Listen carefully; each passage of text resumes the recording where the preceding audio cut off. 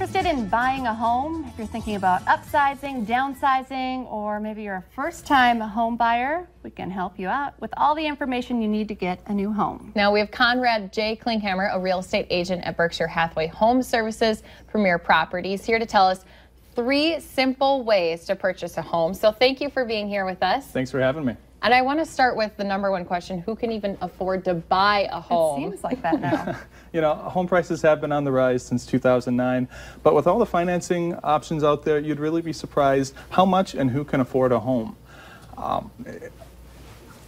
like that. So anyone can do it. So kind of where do you start, I guess? Yeah, so there's basically 3 ways to buy a home. You can either do it with cash, a private loan, or a government loan. Now, cash might seem like a daunting task for some people, but for example, if you're downsizing, you can easily take a mortgage out against your home, and you would end up being a cash buyer at the negotiating table. That's a really strong position because it does give you the most leverage because it's just the buyer and the seller at the table.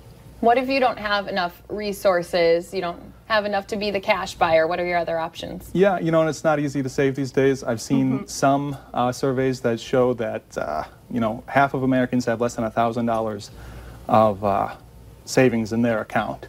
And so, you know, it can get really tough to try to afford a home with that little bit in your account. And that's why both North Dakota and Minnesota have programs to help buyers with those down payments. Wow. So there are a lot of different loans available as well. And you touched on this. It's hard to save. I blame Starbucks. My obsession with it. But there are ways. Could you expand a little bit more on some of the programs or options that if someone comes to you and is like, I want this house, but I have no savings? Yeah, well, you know, and I've heard with those programs through the state, some people are getting in homes with as little as $500 down. Wow. And that's not all. If you're a qualifying military member, you can get a VA loan where all you do is you sign for the loan payment and you walk away with the home.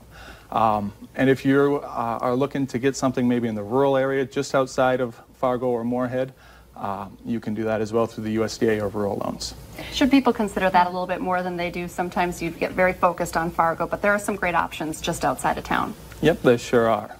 So we can't be cash buyers. We aren't going with the conventional loan. Are those some of the government loans that we should be going for? Yes, government loans are a great option. At the negotiating table, they are considered generally a weaker loan. But there's nothing to worry about.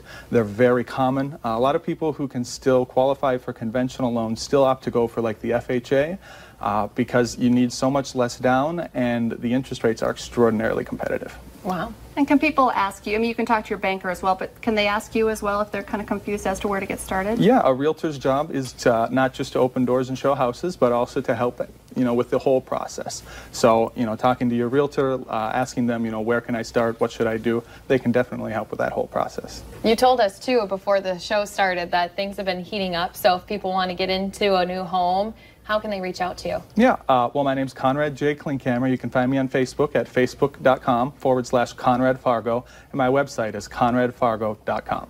Perfect. Great. Thank you. All right, we'll have more to come here on North Dakota Today when we come back.